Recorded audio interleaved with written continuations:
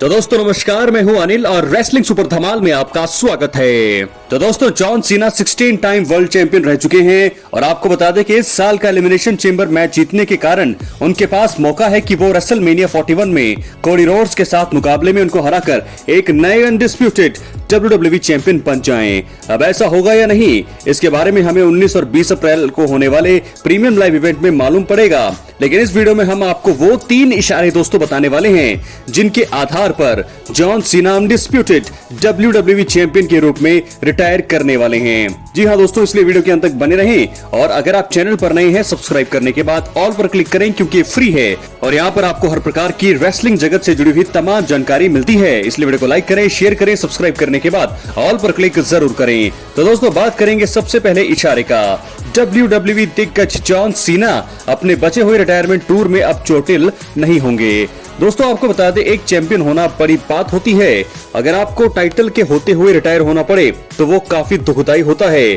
2011 में ऐसा एज के साथ हुआ था, जिन्हें गर्दन की चोट के चलते न सिर्फ रिटायर करना पड़ा था बल्कि उनको वर्ल्ड हैवीवेट चैंपियनशिप भी छोड़नी पड़ी थी। जॉन सीना के मामले में ऐसा सच नहीं लगता है। ऐसा इसलिए क्योंकि जॉन सीना ना तो चोटिल हैं और ना ही उनकी कोई पुरानी बीमारी है जिसके चलते उन्हें आने वाले समय में ना ही ऐसी किसी बीमारी से गुजरना पड़ सकता है। ऐसे में अगर जॉन सीना कोडी रोड से रेसलमेनिया 41 में उनके अनडिस्प्यूटेड WWE चैंपियनशिप ले लेते हैं तो वो साल के आखिर में एक चैंपियन के रूप में रिटायर हो सकते हैं। बात करेंगे दूसरे इशारे का। जॉन सीना अपनी मर्जी से तो अनडिस्प्यूटेड WWE चैंपियनशिप नहीं छोड़ने वाले हैं। जी हाँ दोस्तों, जॉन सीना ने रॉ के हालिया एपिसोड में कोडी रोड्स के साथ जबरदस्त सेगमेंट किया।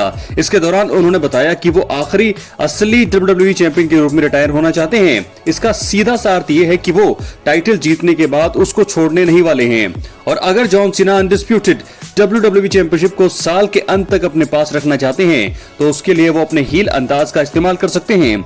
जॉन सीना किसी वजह से टाइटल हार जाते हैं तो भी वो उसको छोड़ने से मना कर सकते हैं और इसी तरह से उनका टाइटल रन शानदार हो जाएगा। दोस्तों अब हम बात करेंगे तीसरे और आखिरी इशारे का जिसके चलते जॉन सीना रिटायर हो सकते हैं विद चैंपियनशिप। द रॉक इस बात का ध्यान रखेंगे कि जॉन सीना ही WWE में अपने आखिरी साल के दौरान चैंपियन बने रहे। दोस्तों द रॉक के साथ कभी नाराजगी वाला रिश्ता रखने वाले जॉन सीना ने एलिमिनेशन चेंबर 2025 में सबको हैरान करते हुए हील टर्न लिया था। वो अपनी आत्मा बेचकर द फाइनल बॉस रॉक के साथ चले गए थे और अब अगर जॉन सीना ऐसा कदम 21 साल बाद उठा रही हैं तो इसका मतलब है कि उन्हें द रॉक ने ये वादा किया होगा कि वो उनके टाइटल रन का ध्यान रखेंगे।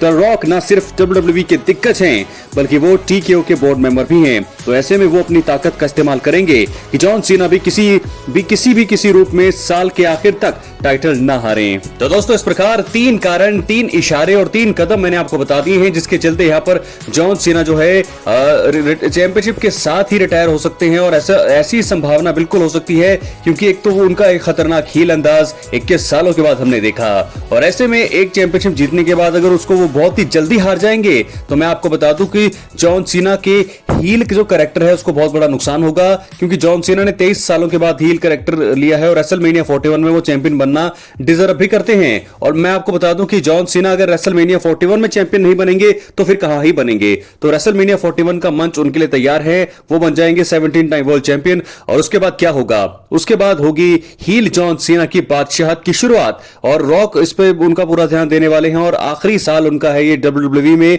तो मुझे ऐसा लगता है कि चैंपियनशिप के साथ ही वो रिटायर होना डिजर्व भी करते हैं और शायद अगर ऐसा हुआ तो बहुत सारी चीजें हमें इस दौरान देखने को मिलेगी क्योंकि जॉन सीना को टक्कर देने के लिए कई सारे सुपरस्टार जो है उनके साथ देंगे, उनके सामने खड़े होंगे। द रॉक जॉन सीना के साथ होंगे और ऐसे में रैंडी ऑर्टन, CM पंक और बहुत बड़े बड़े नाम जो है जॉन सीना के साथ चैंपियनशिप के लिए मुकाबला लड़ सकते हैं और हर बार जो है यहां पर जीत हो सकती है जॉन सीना की। आखिर में जरूर दोस्तों रेसलमेनिया 41 के बाद जब कुछ साल होंगे 2025 में आखिर में जो शायद वो हार जाएं, लेकिन अगर नहीं भी हारते हैं तो भी इसमें कोई बड़ी बात नहीं होगी। वो एक हील के अंदाज के रूप में मुझे लगता है कि चैंपियनशिप को छोड़ेंगे जब वो रिटायर होने वाले होंगे, जब उनका जो डेट है पूरी निकल जाएगी रिटायरमेंट की, तब मुझे लगता है कि तब भी वो चैंपियन ही रहेंगे और उसके बाद शायद वो कोई आकर के अपने हील कैरेक्टर को खत्म कर दें और एक बेबी फेस के तौर पर आकर के अपनी टाइटल को छोड़ दे और फिर उस टाइटल के लिए मैच हो कंटेंडरशिप का। मुझे लगता है ऐसा हो सकता है, क्योंकि जॉन सीना हील से कब बेबी फेस बनेंगे, क्योंकि हील के तौर पर तो दोस्तों वो रिटायर नहीं हो सकते हैं,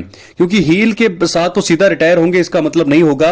हील के रूप में, चैंपियन के रूप में वो रह सकते हैं, हालांकि चैंपियन छोड़ने से पहले जो है वो जरूर तो थोड़ा बेबी फेस जो है वो बन जाएंगे, और ऐसे में देखना होगा कि जॉन सीना की उस चैंपियनशिप को कौन लेना चाहता है। ये चीज भी हो सकती है। तो बहुत सारे सवाल जवाब यहां पर हैं। John Cena 17 time world champion का रेसलमेनिया 41 में बनेंगे, ये भी सवाल है। और उसके बाद अगर वो चैंपियन बन भी जाते हैं तो कितना उनका टाइटल रेन जो है रहता है, क्योंकि ये साल आखिर है, क्या वो दिसंबर तक इस साल के चैंपियन बने रहेंगे या फिर उससे पहले ही हार जाएंगे। अपनी राय कमेंट बॉक्स में जरूर, चैनल पर नए हैं सब्सक्राइब करने के बाद ऑल पर क्लिक, और अब इसी के साथ हम बढ़ेंगे अगली स्टोरी की तरफ जो जुड़ी है स्मैकडाउन से।